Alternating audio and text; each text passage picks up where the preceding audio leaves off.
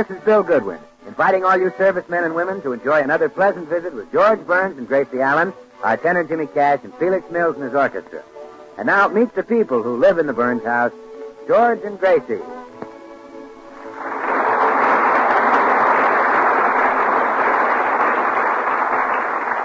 Well, it seems that the latest fad among the housewives of America is to attend the auctions of second-hand furniture and antiques, which are being held in just about every town.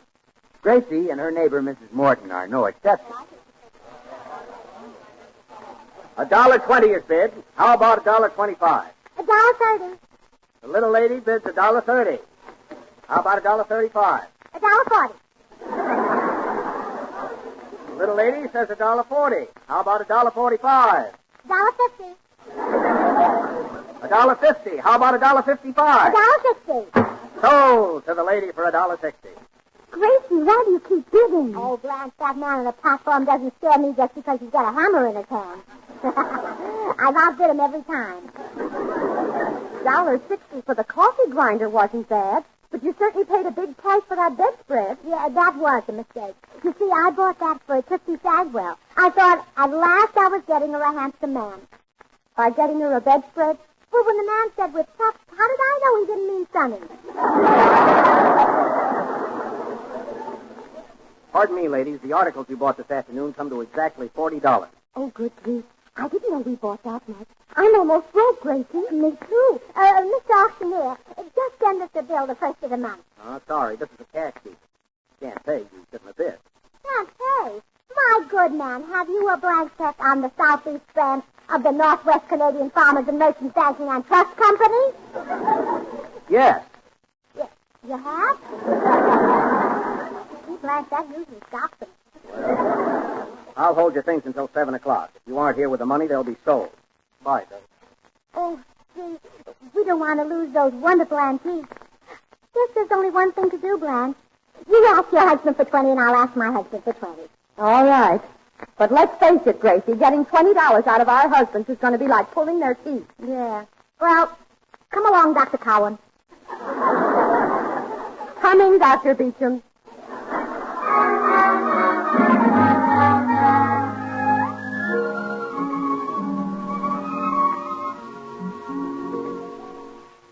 The car's in the garage, Blanche. George is home. So's Harry. You think George will give you the $20, Gracie? Oh, sure. I've got a system that never fails. Harry. I tell him how sweet he is, handsome and smart. That's the system I use on Harry. And then if that fails, I slug him with a bowl. Oh, my goodness, I've never laid a bowl on George. Except to cut his hair. Well, just so you get the 20. I'll check with you later. Hello, honey. But, Johnny, what are you doing here? Johnny? Oh, it's you, George. I thought you were Johnny Weissmuller.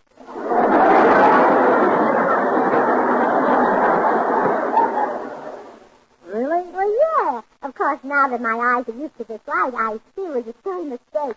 You're a much younger man. Oh, I'm not so much younger than Weissmuller. Am I? Well, right now you look like 20 to me. I do? Yeah, and you have a much better figure than Weissmuller, too. He thinks he's so much, going around pounding on his chest. Now, your chest looks like it's really been pounded. You're my big, strong, handsome, generous ape man. Gracie, whenever you flatter me like this, you usually wind up asking for money. Really? Do you usually give it to me? Yes. You're my big... All right. That's enough. Is that $20 worth already? What do you want $20 for? Well, I Don't thought... tell me you want to buy some more of those stupid antiques you've been lugging home from those auctions. Don't tell you that, huh? Well, because I wouldn't give you a penny. Look at this house. Turn, umbrella stand, coffee grinder, bedpost. All of which I make into useful articles of furniture, George. Now, yesterday I brought home an old brass coffee pot and made it into a table lamp. Well, what became of the table lamp we had? I made that into a tea kettle. Well, what happened to our tea kettle? I made that into a flower pot. And the flower pot? That's now a darling little radio. What's become of the little radio we had? Well, I had to have something to boil water in. Why didn't you use the table lamp? Oh, George, now you're being silly. Yes, I'm very silly. What antiques did you buy today? Oh, something we'll be needing, dear. I bought a baby bed. A baby bed? And Now, of all the silly things... A baby bed? You mean we're going to have some use for a baby bed? We certainly are, darling. Oh, gee, honey, sit down. When do you expect to start using this baby bed? Just as soon as I can make it into a coffee table. Oh, nuts. That's all we need yet. An antique baby bed made into an antique coffee table. Come in. I don't want that piece of junk around the house. Oh, excuse me. Did I step into the middle of a family gift? Oh, hello, Bill. Trying to convince my wife that it's silly to keep a useless old broken-down antique around the house and she ought to get rid of it. But George, where'll you go?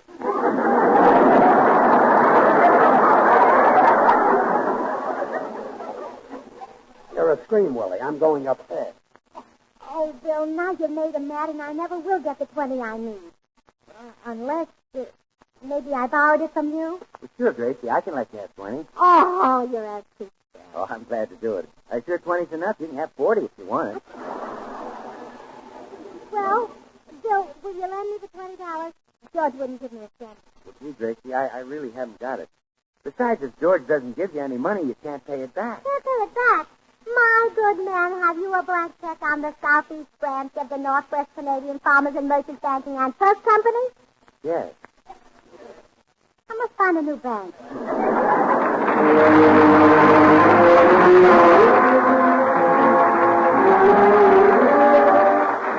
Jimmy Cash, our young tenor, sings to you the romantic ballad, It Could Happen to You. Sing it, Jimmy. Hide your heart from sight, lost your dreams at night. It could happen to you. Don't count stars or you might stumble. Someone drops the sky and down you tumble. Keep an eye on spring sun when church bells ring. It could happen to you. All I did was wonder how your arms would be, and it happened to me.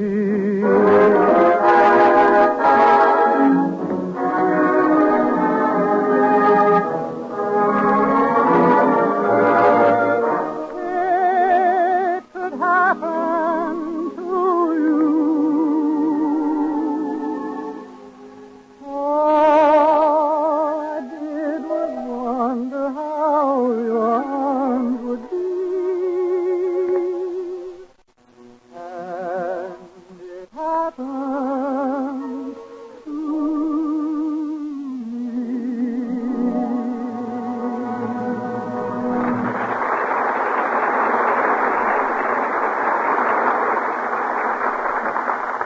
Oh, gee, Bill, can't you think of some way I can get $20 from George? Well, why don't you wait till he goes to sleep and take the money out of his billfold? Oh, no, he'd wake up. Oh, not if you were real quiet. Oh, yes, he would. I'd have to turn him on his back to get to the inside pocket of his nightgown. Gracie, you mean he sleeps on that little round tummy of his? Oh, yes. You see his feet and his head kind of balanced, and with just a little start, he can rock himself to sleep. Must get pretty seasick in an earthquake. Yeah. Well, you see, Bill, the trouble is that I don't dare tell George what the $20 is for. If he finds out it's to pay for antiques, he'll have a fit. Here he comes downstairs. Gracie, I'll see you a little later. I'm going to run down to the cigar store. Oh, George, before you go, can I have that $20? What's it for? 2 tens would be all right. Or 4 5. What's it for? Oh, you can give me 5 4s. What's the $20 for? Oh, 3 6s and a 2. Gracie, I'm not giving you any money until you tell me what you want it for. You're not? No. Oh. Well, so long, dear. So long. Oh, wait a minute, George. Oh, I forgot this something. Oh, yes. I got the kiss goodbye. No, you forgot to give me the $20. What's it for? Oh, it's so long, dear. Oh, no. Oh, there's a man for you. If I had my way, there wouldn't be any men in this world. Just women and children.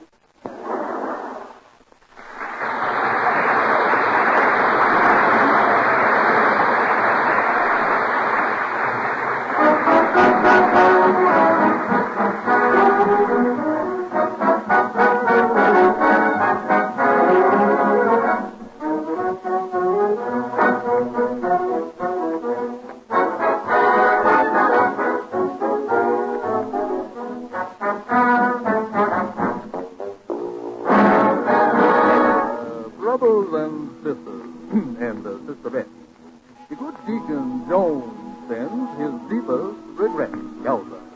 To the members of the flock who are new around here, there's something about the deacon that we want to make clear.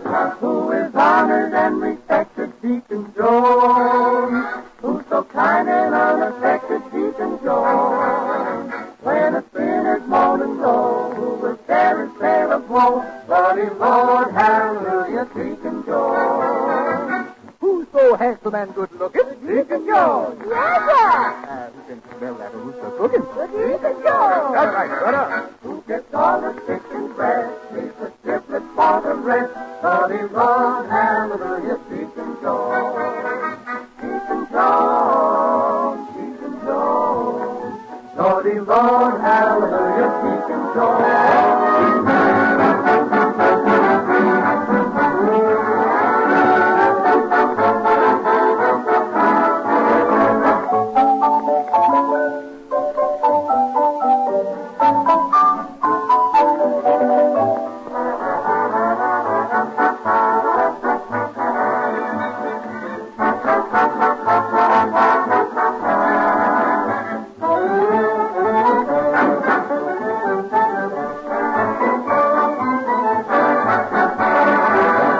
Deacon Jones, Deacon Jones, Lordy, Lord, hallelujah, Deacon Jones, Deacon Jones.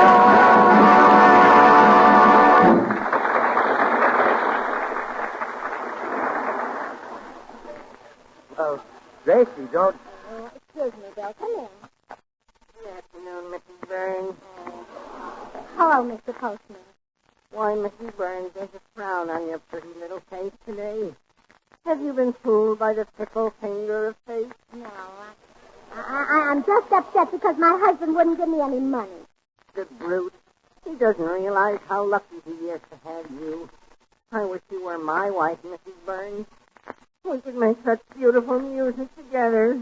Mr. Postman, you mustn't say things like that. We could have such a wonderful married life. We just sit around all day and make one another laugh. Mr. Postman, please, I'm happily married. You don't realize what you're saying. Oh, forgive me. I lost my head. I'm such an impetuous boy. Well, goodbye, Mrs. Burns. Remember, keep smiling.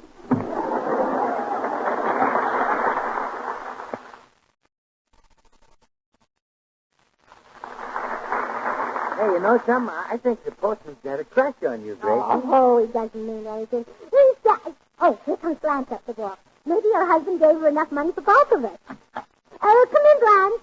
Did Harry give you the money? No, I couldn't get a cent out of my old goat of a husband. Yeah, well, I couldn't get any out of mine either. Hello, Miss Morton.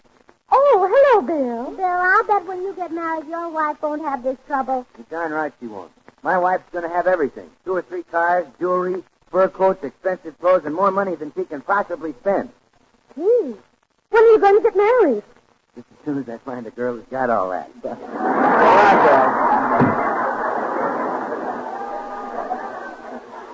Well, Gracie, what are we going to do? If we haven't got the money there by 7 o'clock, that auctioneer will sell everything. Yeah, I know. And that's that wonderful antique.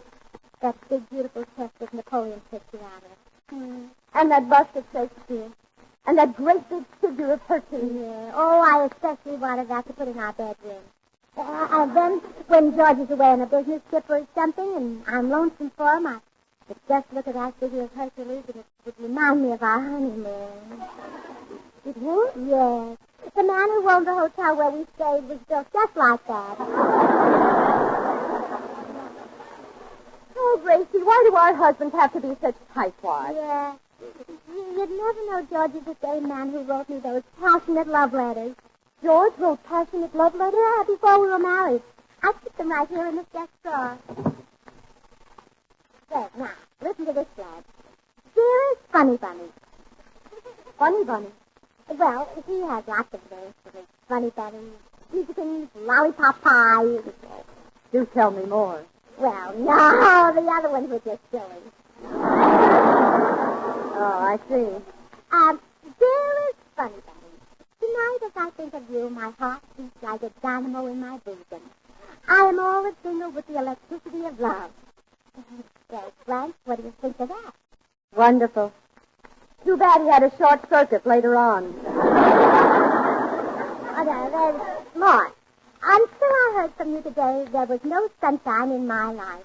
I was on the verge of leaving my hotel and wandering through the streets, but your sweet letter came in time. Thanks for the $20. Now I recognize the style. Well, you know something, Blanche? I ought to leave this letter around so George could see it. That would remind him how sweet he used to be. I see an idea. Where would he be sure to see? Let's see now. When he comes home after a hard day at the office, he usually makes a beeline for the rye. He does? Yes, so I'll leave it in the bread box.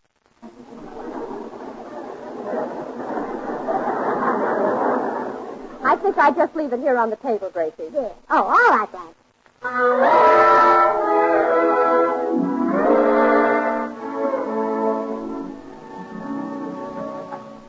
Hi, honey. Oh, Gracie. Hey, Gracie. You get yourself. Probably a note from me here on the table. Wait a minute. This envelope is addressed to Gracie. Here is Funny Bunny. Dynamo in my bosom. Electricity of love. Thanks for the $20. Holy smoke. So that's what she wanted the $20. Gracie, it's got a gigolo.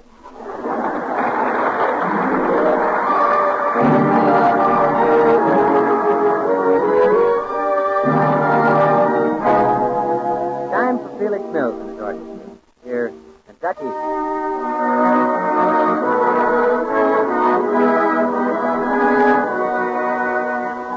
Soon I'll be going where the soft breeze is blowing in Kentucky.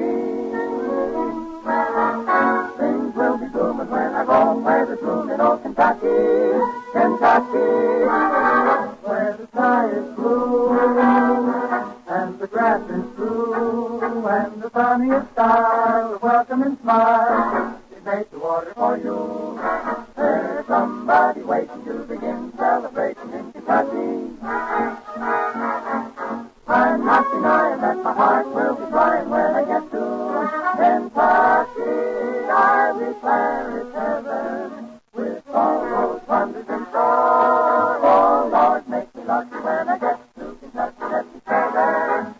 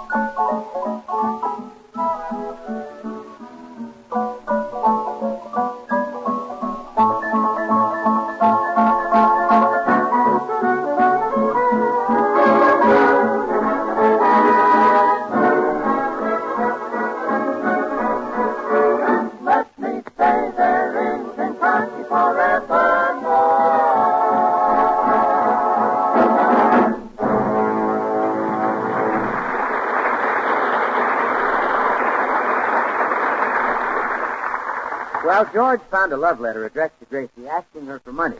Now, he doesn't remember that he wrote it himself about 10 years ago, so he thinks Gracie is being pursued by a gigolo. Meanwhile, Gracie is on the telephone having her own troubles with the auctioneer.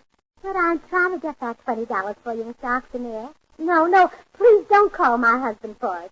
My goodness, if he knew I bought all those antiques, he'd be furious. Gracie. Oh, I'll have to hang up now. I hear my husband coming. Goodbye. Gracie, I found out who you wanted that $20 for. You did? Yeah. Well, he wants it right away. He just telephoned me. Gracie, why give that man money? What has he got that I haven't got? Oh, George, you should see that big, beautiful chest with Napoleon's picture on it.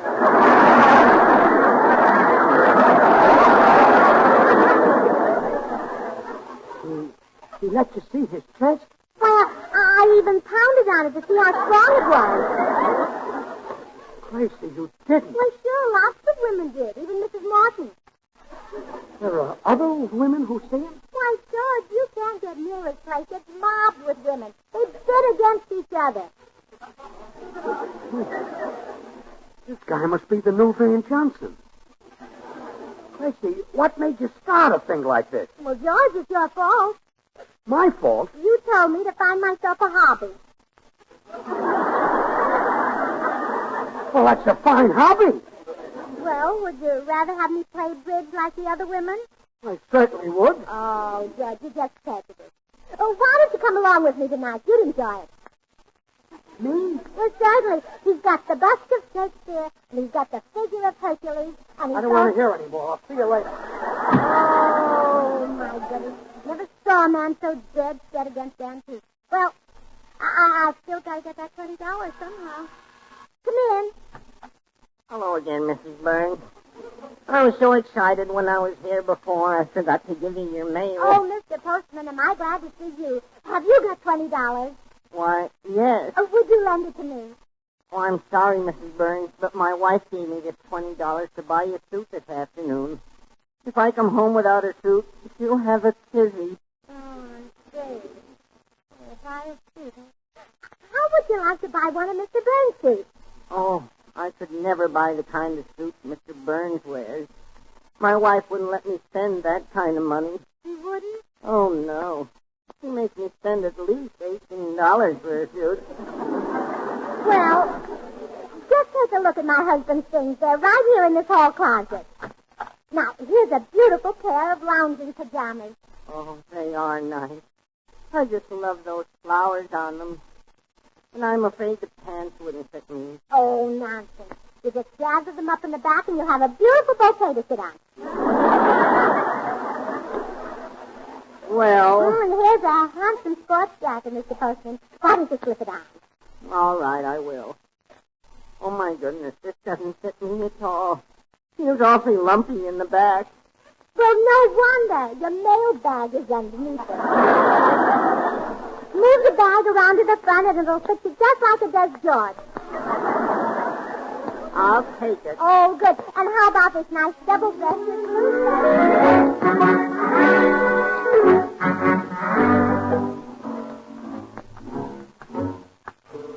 What's that? Take me out. Why, George, what are you doing hiding behind those bushes? I'm waiting for someone. Why, you little rascal, is he cute? No. Some gigolo is trying to take Gracie away from me. And I'm watching the house to see who it is. Don't fool him. Well, has anybody gone in? Nobody but the postman so far. Oh, the postman. Oh, well, there's nothing to worry. Wait a minute. Postman? George, he's the guy. Now, Bill. It's true. I overheard him talking to Gracie this morning, and he was giving out with a big romantic line. The postman? Yes. Bill, don't be ridiculous. What could Gracie see in that scrawny, broken-down little runt? Well, maybe she likes your type. And it's just the postman. Bill, how could you think that a little sort of... Hey, he's carrying my suit. And my shoes. And my sports jacket. Why, he's even got my shaving mirror. Oh, George, you're looking at the pants of your blue serge suit. Oh, the postman is the gigolo. Gracie couldn't get the money for him, so she's giving him my clothes instead. Why, I'll break every... Bill, hand me a club. Oh, never mind. Hey, Mr. Postman, come here. You call me Mr. Burns. Put up your fist, you little gigolo. Oh, help. Mrs. Burns. Mrs. Burns. George, what are you... Why, George Burns the idea of picking on that little postman. You let go of him this minute so we can get up off your chest. Okay, but I caught you. So he's the gigolo who wanted the $20 for. Gigolo? What gigolo? I wanted the $20 to pay the auctioneer for the antiques I bought today. What's so funny? The postman, my gigolo. It's the idea of you thinking I'd have a postal talking popper. Okay. But who wrote you this love letter? What he did? Why, George, you wrote this to me. I did? Well, certainly. I've saved every one of your love letters, darling. Really? Well, sure. It's the only record I have of how much you owe me. Come, let's go in the house. George and Gracie will be back in a second.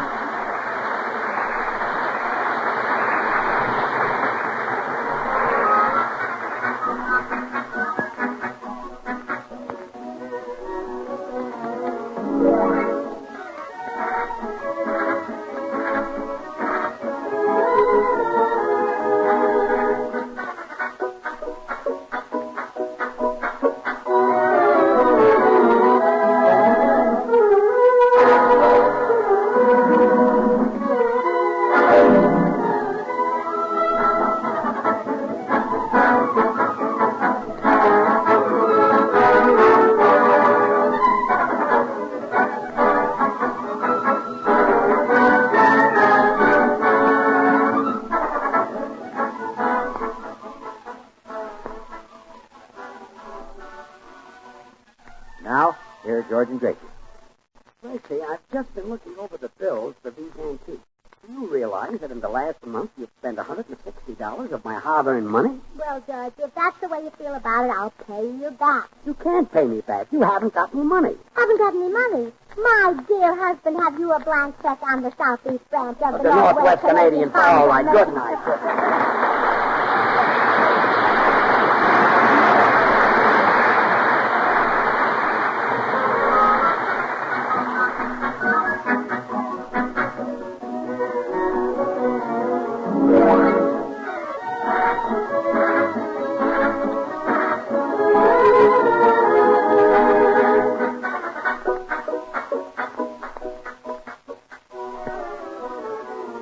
This is the Armed Forces Radio Service.